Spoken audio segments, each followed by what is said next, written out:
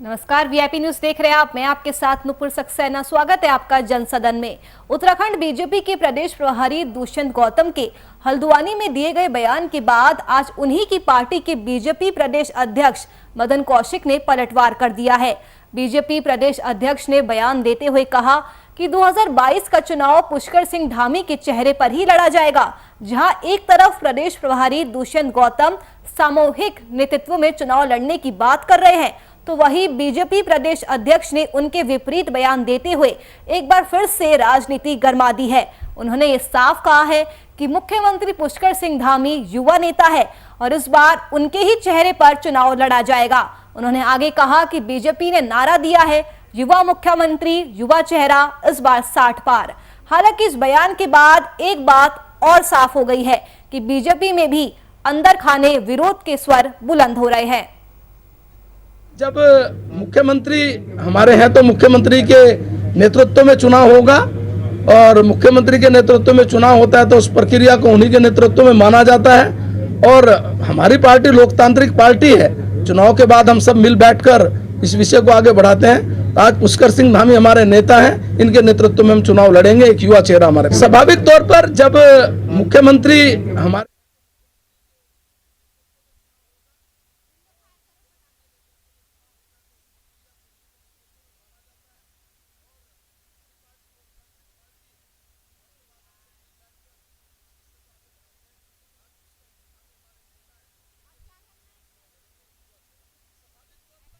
BJP में प्रभारी और अध्यक्ष के बीच तकरार देखने को मिल रही है।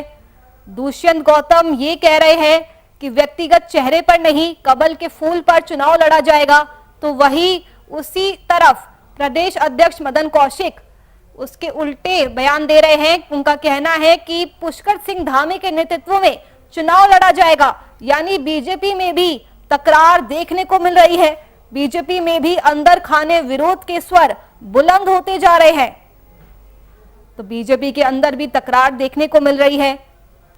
दुष्यंत गौतम और मदन कौशिक के अलग अलग बयान सामने आए हैं। दुष्यंत गौतम कह रहे हैं कि सामूहिक नेतृत्व में चुनाव लड़ा जाएगा, तो वही मदन कौशिक का ये कहना है कि पुष्कर सिंह धामी के चेहरे पर ही चुनाव लड़ा जाएगा, क्योंकि धामी युवा नेता है और इस बार उनके चेहरे पर चुनाव लड़ना है। उन्होंने कहा कि बीजेपी ने नारा दिया है, युवा मुख्यमंत्री युवा चेहरा, इस बार 60 पार। तो इस बयान के बाद एक बात और साफ हो गई है कि बीजेपी में भी अंदर खाने विरोध के स्वर बुलंद हो रहे हैं।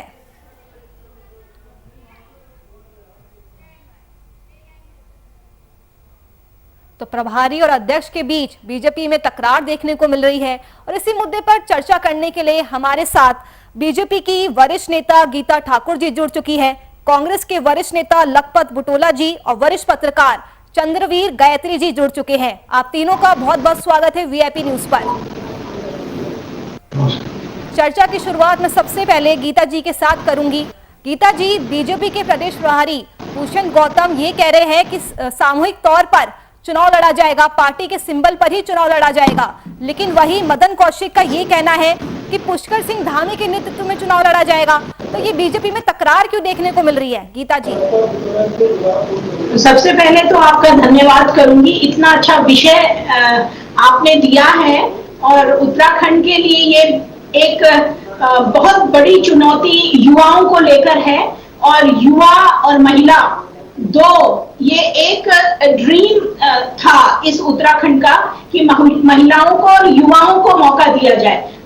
आज हमारे माननीय मुख्यमंत्री युवा हैं और इसी चीज को लेकर आज आपके साथ रूबरू हो रखी हूँ और मुझे बहुत ही खुशी है और युवाओं को खुशी है। हमारे संगठन, हमारे राष्ट्रीय नेतृत्व, सभी लोगों का कहना है कि जो संगठन तय करता है वही होता है और संगठन अध्यक्ष हैं, प्रभारी हमारे संगठन के ही हैं।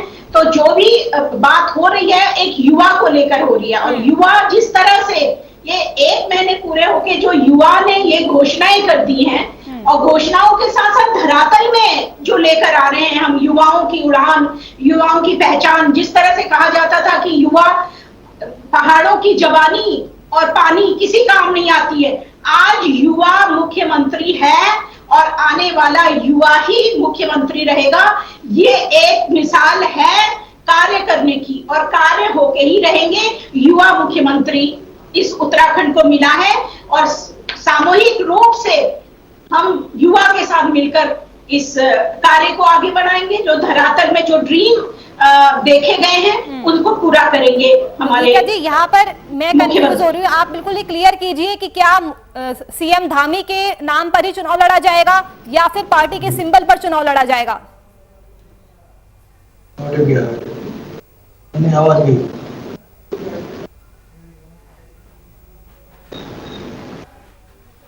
लगता है गीता जी तक हमारी आवाज नहीं पहुंच पा रही है। चलिए लखपत बुटोला जी, अगला सवाल मेरा आपसे है। एक पार्टी, दो नेता और दोनों के अलग अलग बयान। एक कहता है कि सामूहिक तौर पर चुनाव लड़ा जाएगा, तो वही दूसरा ये कह रहा है कि सीएम धामी के नाम पर चुनाव लड़ा जाएगा। यानी कि बीजेपी में भी तकरार देखने को मिल रही है। देखिए, निश्चित रूप से पिछले 5-6 महीनों की मैं बात करूं तो भाजपा में जब से चुनाव की स्थिति हुई 2021 के बाद, जब चुनाव की परिस्थितियां होगी, सरकार से जब जनता ने जवाब लेना है, सरकार की जवाबदेही ये होती कि हमने 4.5 साल में क्या काम किया, उन्हें जवाब देने के बजाय मुख्यमंत्री बदलने का काम किया। और उसके बाद जो मुख्यमंत्री आए हैं, उन दूसरे मुख्यमंत्री ने जिस तरह के बयान दिए हैं, जिस तरह की बातें कही है, उससे केवल उत्तराखंड नहीं बल्कि पूरा देश, पूरा सनातन शर्मसार हुआ है। अब वर्तमान मुख्यमंत्री जी हैं, जिन्हें बनाया गया, उन पे भी इनको भरोसा नहीं है। उन्हें भी 100 दिन हो गए हैं, लेकिन उन पे भी इनको भरोसा नहीं है। यदि उन पे भरोसा होता तो निश्चित रूप से भाजपा कह सकती थी कि हम अपनी सरकार की उपलब्धियों के साथ और जो हमने नया नेतृत्व दिया है उस नेतृत्व के साथ चुनाव में जाएंगे। जिस तरह से भाजपा के प्रवक्ता गीता जी कह रही थी, उस पर देख के मुझे बड़ी हंसी आती। वो कहते हैं कि मोदी जी ने कहा था पहाड़ की जवानी, पहाड़ की पानी बर्बाद होने नहीं देंगे। युवा मुख्यमंत्री धामी जी को बनाने से क्या पहाड़ के पानी और पहाड़ की जवानी पूरी हो गई है? क्या धामी जी में सारा उत्तराखंड समाहित हो गया है? आप ये तो बताएं कि रोजगार क्या दिया आपने, शिक्षा क्या दिया, स्वास्थ्य क्या दिया, पलायन आयोग को देहरादून में बिठा दिया, लोकायुक्त को आपने परवट समिति को भेज रखा है। जिस तरह की जिन चीजों को लेकर जीरो टॉलरेंस की बात कहते हैं, और कहते हैं कल मुख्यमंत्री का बयान जिस तरह से आया कि हम कम बोलेंगे, काम कम, काम ज्यादा और बोलेंगे कम, तो ये स्लोगन त्रिवेंद्र जी का भी था। लेकिन क्योंकि मुख्यमंत्री जी इसलिए नहीं बोल पा रहे हैं, उन्हें विषयों की ज्ञान ही नहीं, उन्हें पता ही नहीं क्या बोलना है, क्या करना है, किस विभाग में, किस विषय में, किस संबंधित किसी चीज में बोलना और क्या काम करना, उसको लेके मुझे लगता है कि वो 100 दिन में अपनी उपलब्धियां बताते, 100 दिन के कार्यों को लेकर के अपनी जवाबदेही जनता के साथ जो उनकी थी उसको लेकर के बोलते तो ज्यादा बेहतर होता। लेकिन 30 सेकंड मुख्यमंत्री जी ने जो कल का बयान दिया कि 2017 और 2017 से मुख्यमंत्री से पहले के मुख्यमंत्रियों ने केवल और केवल घोषणाएं की। कांग्रेस में केवल एक मुख्यमंत्री है, बाकी 9 मुख्यमंत्री वर्तमान में भी बीजेपी में आज भी विद्यमान है।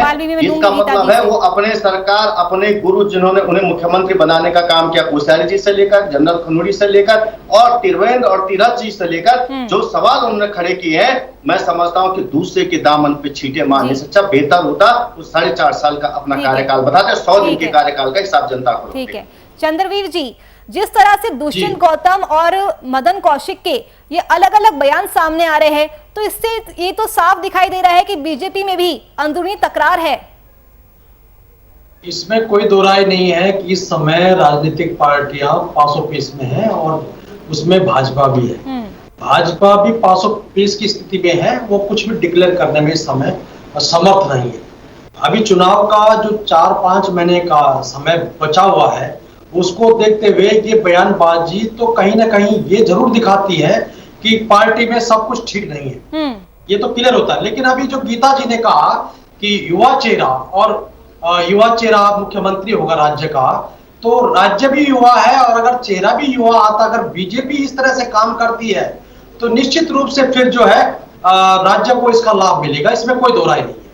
और बाकी रही बात की विकास की, और जिस तरह से कांग्रेस के जो यहाँ पर भाई बैठे हैं, अगर वो कह रहे हैं कि भाई इस तरह से जो है कि विकास की बातें जो मुख्यमंत्री के रिप्रेजेंटेटिव में, तो दोनों पार्टियां क्लियर इस बात से मैं भी सहमत हूं कि भाई जो विकास नारायण दत्त तिवारी के कार्यकाल में हुआ था वो आज कहीं दिखता नहीं है। अब ये वो चीजें अब दिखती नहीं है जी। ठीक है गीता जी, मेरा सवाल आपसे ये था कि आप ये क्लियर कीजिए कि पार्टी सामूहिक तौर पर चुनाव लड़ेगी या सीएम धामी के नाम पर? सीधा सवाल। सबसे पहले सीएम ही लगाते हैं, नैया पार कराते हैं। डबल इंजन की जो सरकार है वो राह पर है और आंगनबाड़ी का भत्ता बढ़ा रहे हैं, बेरोजगार को रोजगार दे रहे हैं, नौकरियों का हम कह नहीं रहे हैं, हम करके दिखा रहे हैं। ये हमारे युवा मुख्यमंत्री की घोषणा नहीं है, ये कार्य करके हम आपको दिखाएंगे। और आने वाला कल जो है वो मुख्यमंत्री का चेहरा, जो आप कह रही है युवा है, तो सीएम ही युवा मुख्यमंत्री है और आने वाला कल भी मुख्यमंत्री का ही होगा। ये बात सच्चाई के साथ आपके साथ बोल रही हूं और यही होना है कि इस उत्तराखंड को युवा मुख्यमंत्री चाहिए जो कार्य करे और दमखम करके हकीकत दिखाए और धरातल में लेकर आए। वही होगा, डबल इंजन की सरकार युवा ही मुख्यमंत्री देगी, ये तय है। तो गीता जी, फिर दुष्यंत गौतम जी ऐसा क्यों कह रहे हैं कि पार्टी अपने सिंबल पर ही चुनाव लड़ेगी? पार्टी सिंबल में है लेकिन सीएम तो युवा ही होगा, जो संगठन कहेगा वही करेगी पार्टी। जो यहाँ पे कंफ्यूजन है ना, मदन कौशिक कुछ और बयान दे रहे हैं, दुष्यंत गौतम कुछ और कह रहे हैं, यानी कि प्रदेश अध्यक्ष और दोनों के बीच में, प्रभारी के बीच में टकरार है। कोई टकरार नहीं है, कोई टकरार नहीं है, कहाँ नहीं होता है। खुद आप कांग्रेस में देखिए 4-4 कार्यकारी अध्यक्ष बनाए हैं और कौन एक अध्यक्ष तो कोई भी नहीं है जिसके नेतृत्व में ये चुनाव लड़ा जाए। हमारे पास तो मुख्यमंत्री है, हमारे पास चेहरा है, हमारे पास युवा मुख्यमंत्री है, उसने धरातल में काम किया है, 1 महीने में करके दिखाया है। नौकरियां देने की बात नहीं, करके दिखाएंगे। ये जो 4-5 महीने बचे हैं उसमें युवा मुख्यमंत्री अपना दमखम दिखाएंगे और इसको उत्तराखंड का, पूरे उत्तराखंड का युवा उसमें जोश है, तभी ये बात सामने आ रही है। और इस चीज को मैं डंके की चोट पे कह रही हूँ कि युवा ही मुख्यमंत्री होगा। ठीक है लखपत जी, कांग्रेस की तरफ से सीएम चेहरा कौन होगा? क्योंकि जब प्रीतम सिंह से सवाल पूछा गया था तो उन्होंने ऐसा जवाब दिया कि क्या मेरा चेहरा सीएम के लिए खराब है, तो यानी कांग्रेस में भी तकरार है। मैं पहले गीता जी के सवाल का जवाब देना चाहता हूँ। ठीक है। गीता जी बार बार जोर दे रहे हैं कि युवा सीएम है, युवा सीएम है। आप 2021 में तो सत्ता में नहीं आए गीता जी, आप 2017 में सत्ता में आए। धामी जी उस समय 40-41 साल के थे। युवा मुख्यमंत्री बनना प्रदेश के विकास के लिए और हर चीज के लिए अच्छा है, तो आप 25 साल के युवा को बना दीजिए। आपके पास 25 साल का भी विधायक है। मैं कहना चाह रहा हूं, बीजेपी जिस तरह के स्लोगन देती है, राजनीति में अनुभव, शिक्षा और उसका नेतृत्व महत्वपूर्ण होता है। ये महत्वपूर्ण नहीं युवा है मुख्यमंत्री या चेहरा मुख्यमंत्री का बुजुर्ग है, लेकिन उसको प्रशासनिक अनुभव कितना है, वो प्रदेश की सोच कितना रखता है, वो नौजवान यूथों के लिए क्या बात रखता है, ये महत्वपूर्ण है। दूसरी बात मैं आपसे कहना चाहता हूँ, ये कह रहे हमने बहुत सारे रोजगार दिए, क्या मैं ये पूछना चाह रहा हूँ जून 2021 से पहले किसी दूसरे की सरकार थी? 4.25 साल आपने क्या किया है? अगर 2 निठल्ले मुख्यमंत्री दिए, 0 वर्क मुख्यमंत्री दिए, आपने वर्कलेस मुख्यमंत्री दिए, तो क्या ये कांग्रेस की देन है? या मोदी जी अमित शाह जी के चेहरे पे जब चुनाव लड़ा गया था तो उनको जवाब देना पड़ेगा कि उत्तराखंड के साथ आपने क्यों छल किया? यदि आपने अच्छा मुख्यमंत्री देने का अब काम किया तो उससे पहले 2 ऐसे मुख्यमंत्री क्यों इस प्रदेश को दे दिए जिन्होंने इस प्रदेश को 10 साल पीछे ले जाने का काम किया? अब आप कांग्रेस की बात कहना चाह रहा हूं, मैं आपसे एक बात कह सकता हूं, कांग्रेस निश्चित रूप से उत्तराखंड की अस्मिता के लिए, चाहे यहाँ की रहन सहन, भाषा, बोली, कला, संस्कृति, खान पान, बीमल तीमल सेमल गार्ड गधेरे से लेकर इन चीजों को लेकर के, यहाँ के राज्य के गीत से लेकर हर चीज को, इसको उकेरने के साथ, चाहे वो कोदा झुंगरा मुंडवा भीमल तीमल हो, इसको लेकर के कांग्रेस एक नीति के साथ, समग्र नीति के साथ आगे बढ़ना चाह रही थी। मैं पुनः कह सकता हूं, हमारी पार्टी ने हमारे शीर्ष नेतृत्व को तय करना पड़ता है, क्योंकि शीर्ष नेतृत्व तय करता है कि हमें पहले चेहरे के साथ जाना है कांग्रेस में। आपसे 30 सेकंड पहले चेहरे के साथ कांग्रेस को जाना है या सामूहिक नेतृत्व में जाना। आज शीर्ष नेतृत्व ने जिस तरह की परिस्थितियां दी हैं उसमें कांग्रेस को निश्चित रूप से आभारी है पूरा कांग्रेस उत्तराखंड का। हाँ, आपने एक बात जरूर कही है, इन्होंने कहा कि कांग्रेस ने 4 प्रदेश अध्यक्ष दिए। इस देश में लोकतांत्रिक प्रक्रिया कांग्रेस ने दी है। इस देश के अंदर लोकतांत्रिक सिस्टम क्या होगा कांग्रेस ने दिया है। कांग्रेस ने इस समय एक अभिनव प्रयोग किया। हमने उत्तराखंड के अलावा 3 राज्यों में लेकिन चुनाव की सर प्रक्रिया उत्तराखंड की है जैसे और हम छोटे चाहते राज्य में 4 कार्यकारी अध्यक्ष की क्या मैं- जरूरत थी? जी, पंजाब मॉडल को मैं- उत्तराखंड जी। में क्या सोच के लागू किया गया? नहीं, ये पंजाब मॉडल नहीं, कांग्रेस का अपना मॉडल है और कांग्रेस ने इसको पंजाब में नहीं और राज्यों में भी लागू किया है। इसलिए किया गया है, आज हम समझते हैं कि जनता से ज्यादा कनेक्टिविटी हो, हम इसको एक रूप में ले रहे हैं। हम आम जन की, हम प्रदेश की क्या बातें, क्या प्रदेश का युवा सोचता, प्रदेश के आदमी सोचता, उसका एक समग्र कैलकुलेशन करके उसको हम एक निशान, एक पूरा का पूरा मंथन करने के बाद उसको लेकर के नीतियों पर, जो हमारी नीतियों में कहीं चूक न हो, उसको लेकर काम करना चाह रहे हैं, उसको लेकर हम बात करना चाह रहे हैं। और मैं आपसे कहना चाहिए, कह रहे हमने बहुत रोजगार दे दिए, 4.5 साल में फॉरेस्ट गार्ड की भर्ती नहीं कर पाए, 4.5 साल में ये नर्सिंग की भर्ती नहीं कर पाए, 3 बार पोस्टपोन, सुन लीजिए, 3 बार पोस्टपोन करा दिया। मदन कौशिक के बारे में या स्वामी अच्युतानंद स्वयं, आप जानते, स्वयं पिछले साल धरने पे बैठे थे, कहा था कि मदन कौशिक से बड़ा भ्रष्टाचारी कोई नहीं है, और जो विश्व महाविद्यालय वहां पर है, वहां पे धरने में बैठे थे, ये भी याद करना चाहिए। और वहीं पे आप जानते, उससे 6 महीना पहले जिससे सतपाल महाराज जी और चंद्रवीर जी, मेरा सवाल आपसे ये है कि कांग्रेस ने जब अपनी नई टीम की घोषणा की तो कांग्रेस ने पूरी कोशिश की कि वो सभी खेमों को खुश कर सके, लेकिन उसके बावजूद भी अब ये देखा जा रहा है कि कांग्रेस भी सीएम चेहरे को लेकर कंफ्यूज है। जब प्रीतम सिंह से सवाल पूछा जाता है तो प्रीतम सिंह ये कहते हैं कि क्या मेरा चेहरा सीएम के लिए खराब है? कांग्रेस में भी ये चीज पहले से रही है, जब से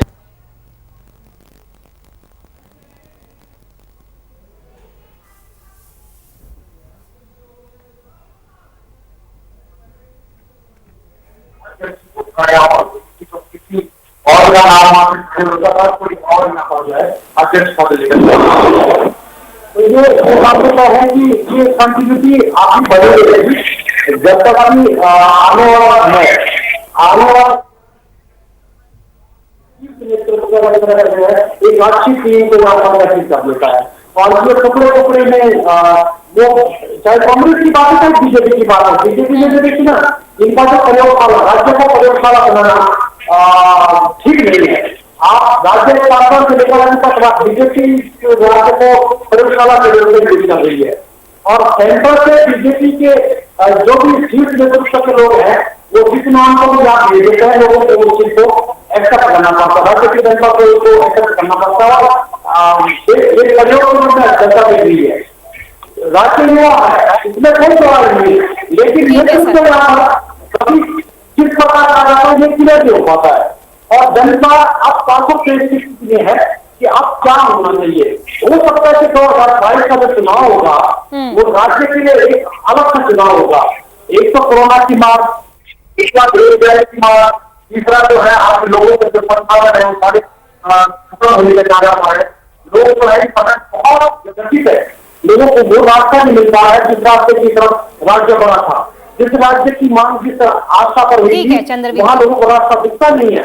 मैंने पहले के शब्दों में भी कह दिया है कि पूर्व में एक ही मुख्यमंत्री एक ऐसे आए हैं, नरेंद्र तिवारी, विकास राज्य में आए, हमें विकास हमें और मुख्यमंत्रियों के कार्यकाल में दिखता है। मैं आपसे इस बात से इत्तेफाक नहीं रखता हूँ। ठीक है गीता जी, मेरा सवाल आपसे ये है, गीता जी, नए मुख्यमंत्री पुष्कर सिंह धामी ने कहा है कि पहले की सरकारों में सिर्फ घोषणाएं होती थी। ऐसा बयान देकर नए सीएम ने अपने ही सरकार के पूर्व मुख्यमंत्रियों पर सवाल खड़े कर दिए। गीता जी, मैं आपसे ये कहना चाहती हूँ कि पिछले मुख्यमंत्री ने क्या किया है और आगे क्या होना, हमने धरातल में जाना है, हमने वो कार्य धरातल में करना है, और समय कम है, और समय कम होने के कारण हमें उन सपनों को पूरा करना है जो हमारे सीएम धामी जी देख रहे हैं, या करने के लिए वो भी है सपना ही लेकर इस उत्तराखंड और हर कोई सपना लेकर सबका पूरा कर रहा है। तो इससे धामी जी अगर ये कहते हैं कि हम पूरे सपना पूरा करेंगे तो सबने सहयोग, सबने अपने सुझाव देने के लिए मिलकर हम एक दूसरे को आरोप प्रत्यारोप करने के बजाय हम ये करना चाहेंगे, चाहे वो कांग्रेस है चाहे बीजेपी चाहे कोई भी दल, युवा शक्ति आती है तो उसके साथ युवा लोग होते हैं और ये साबित होता है, धरातल में कार्य होता है। इसको देखते हुए मैं ये आपसे कहना चाहती हूँ। तो गीता जी, लेकिन सीएम धामी ने ऐसा बयान देकर कहीं ना कहीं तीरथ सिंह रावत और त्रिवेंद्र सिंह रावत ने जो काम किया है उनके काम पर भी सवाल खड़ा किया है। सबका अपना कार्य करने का एक नजरिया होता है। कोई धरातल में आता है, कोई काम करके चला जाता है। जितने भी सीएम आए, इतने सीएम आ गए, क्या अकेले बीजेपी के नहीं है, कांग्रेस के समय भी जब तक एनडी तिवारी, जैसे आपने बार अभी कह रहे थे, एनडी तिवारी जी ने काम किया, नो डाउट किया, लेकिन कभी भी हरीश रावत जी ने उनको काम करने नहीं दिया। हर समय वो पहुंच जाते थे दिल्ली कि इनको हटाइए, कभी किसी को बोलने किसी काम करने नहीं दिया, फिर भी काम करके उन्होंने दिखाया। दूसरा खंडूरी जी ने भी अपने समय में कार्य किया, कोई ऐसा कार्य नहीं है जो काम नहीं किया। धरातल में आके इतनी सड़कें जो गई है खंडूरी जी के समय से गई है। लेकिन आज मैं युवा की बात करना चाहती हूँ, तो सचमुच में गांधी जी में वो हिम्मत है और वो करके दिखाएंगे और धरातल में इस चीज को लाके दिखाएंगे, युवा की शक्ति को बढ़ाएंगे, हर माँ का सपना पूरा करेंगे। जो उनके युवा और जो ये जवान की बात करते हैं और जो पानी की बात करते हैं, उसको साकार रूप में धरातल में उतारे। ठीक है लखपत जी, हरीश रावत ने इमोशनल कार्ड खेलने की कोशिश की है। हरीश रावत ने ये कहा है कि ये मेरा आखिरी चुनाव होगा, तो क्या हरीश रावत ने जन भावनाओं को भुनाने के लिए ये इमोशनल कार्ड चला है कि ये मेरा आखिरी चुनाव होगा? देखिए, आप दोबारा समझने पड़ेगी, ये हरीश रावत जी कहे न कहे, लेकिन हम सब जानते हैं कि माननीय हरीश रावत जी इस प्रदेश के लिए जो विजन, इस उत्तराखंड के लिए जो रोड मैप उन्होंने तय किया, मैं मान्यवर आपकी बात से पहले आपकी बात आप कह रहे थे तिवारी जी के अलावा किसी ने भी कहा, हमारा सौभाग्य है कि हमारे पास नानदा तिवारी जी जैसे यशस्वी व्यक्ति रहे और जिनका पूरे प्रदेश से लेकर पूरे देश के अंदर एक नाम रहा है, दुनिया में नाम रहा, उन्होंने इस प्रदेश की बहुत अच्छी सेवा की है। माने हरीश रावत जी, हमारा सौभाग्य है कि उन्हें एक इस प्रदेश के यशस्वी और पूरे प्रदेश के लिए एक गौरव की बात है। मैं कह सकता हूँ हरीश रावत जी ने इस प्रदेश को जीडीपी पे दूसरे नंबर पे लाने का काम किया। हरीश रावत जी ने यहाँ की जो बेरोजगारी 3.7% पे लाने का काम किया। हरीश रावत जी ने यहाँ की उत्तराखंड की जो आज भुजंगोरी जी की राष्ट्रपति भवन में पाई जाती है वो करने का काम किया। हरीश रावत जी ने स्थानीय उत्पादों पे एमएसपी लागू, मैं आपसे पूरी बात सुन लीजिए, एमएसपी लागू करने का काम हरीश रावत जी ने, उनके मूल्य निर्धारण का काम हरीश रावत जी ने किया। उत्तराखंड के मैं आपको न कह सकता हूँ, यहाँ के घाट गदेरे भीमल पीमल सैमल से लेकर यहाँ की 17 प्रकार की पेंशन उन्होंने लगाने का काम किया। 400 की पेंशन को 1000 रुपया करने का काम उन्होंने किया है। हरीश रावत जी ने सबसे ज्यादा सरकारी जॉब में नौकरी देने का, सरकारी जॉब देने का काम किया। मैं कह सकता हूं कि उनका कार्यकाल 3 साल का निश्चित रूप से रहा और कांग्रेस ने विषम परिस्थितियों में तत्कालीन मुख्यमंत्री बहुगुणा जी को हटाया था, लेकिन जिस तरह से केदारखंड में आपदा आई थी, कोई नहीं कह सकता था उत्तराखंड 10 साल में भी हमारे यहाँ पे 4 धाम यात्रा होता है, तो उन्होंने 4 महीने में करके दिखाई। भगवान केदार का आशीर्वाद उनके साथ था। उत्तराखंड की जुड़ी हुई बातों को लेकर जो काम उन्होंने किया, तो आपने बार बार कहा कि धामी जी युवा मुख्यमंत्री 100 दिन उन्हें कल हुए, परसों उन्होंने 100 दिन गुजारे, लेकिन 100 दिन में एक काम तो बताया कि प्रदेश के लिए उन्होंने एक काम किया है। आप एक मुख्यमंत्री घोषणाओं के अलावा बताएं तो कोई हमारे चंद्रवीर जी, मेरा सवाल आपसे ये है कि क्या आम आदमी पार्टी उत्तराखंड के चुनाव में इस बार जनता के बीच एक थर्ड ऑप्शन हो सकती है? क्योंकि ऐसा देखा गया है कि उत्तराखंड की सियासत में एक बार सत्ता की चाबी बीजेपी के पास जाती है तो एक बार कांग्रेस के पास जाती है। चंद्रवीर जी, सवाल। हेलो चंद्रवीर जी, मेरा सवाल आपसे यहाँ पर यह है कि क्या आम आदमी पार्टी उत्तराखंड की जनता के लिए तीसरे विकल्प के तौर पर पसंद बन सकती है? क्योंकि ऐसा देखा गया है कि उत्तराखंड की सियासत में सत्ता की चाबी एक बार बीजेपी के पास रहती है तो दूसरी बार कांग्रेस के पास जाती है। इस राज्य का जो चुनावी चरित्र रहा है वो राष्ट्रीय चुनाव से जीत रहा है। मैं ये तो नहीं कह सकता आम आदमी पार्टी जो है इन दलों को जो राष्ट्रीय राजनीतिक दल यहाँ पर है, भाजपा कांग्रेस, इनको विचलित नहीं करेगी, लेकिन ये भी नहीं कह सकता कि आप यहाँ पर एक बहुत बड़ा जनादेश ला सकती है, क्योंकि अभी एक दिल्ली का जो राजनीतिक परिवेश है वो अलग है और यहाँ का जो है वो थोड़ा अलग है। यहाँ पर आदमी सीधा राष्ट्रीय राजनीति से लिंक रखता है, राष्ट्र की बात सोचता है। तो यहाँ पर अभी तक के जितने भी चुनाव हमारे राज्य के अंदर हुए हैं वहां पर ये देखा गया कि एक बार बीजेपी एक बार कांग्रेस, एक बार बीजेपी एक बार कांग्रेस। तो इस समय अभी भी ये कहना ठीक नहीं होगा कि कौन राज्य की सरकार बनाएगा, लेकिन हाँ 50-50 जो हमारा अपना यहाँ पर अनुमान है कि अभी 50-50 की लड़ाई जारी है। और अगर कांग्रेस अच्छी मेहनत करती है तो कांग्रेस सरकार बना सकती है।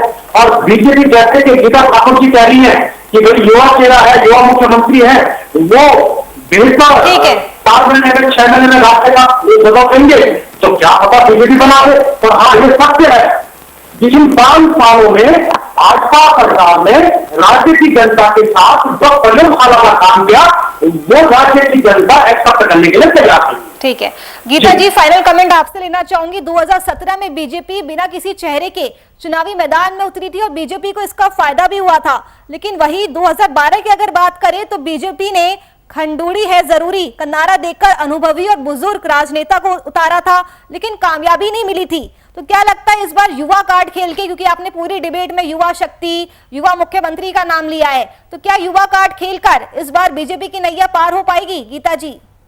निश्चित तौर पे मैं आपसे कह रही हूँ निश्चित तौर पे, क्योंकि युवा धरातल में काम करेगा। वो केवल अपवाद नहीं करेगा, ना घोषणाएं करेगा। उसको पता है किस तरह से एक माँ अपने बच्चों को पढ़ाने लिखाने सब भेजती है, उसके बाद रोजगार नहीं मिले, उसे काम नहीं मिले, वो केवल झंडा बैनर लेके ही दौड़ता रह जाए, ऐसा नहीं होगा। युवा में अंदर शक्ति है, युवा के साथ माँ है, माँ का आशीर्वाद है।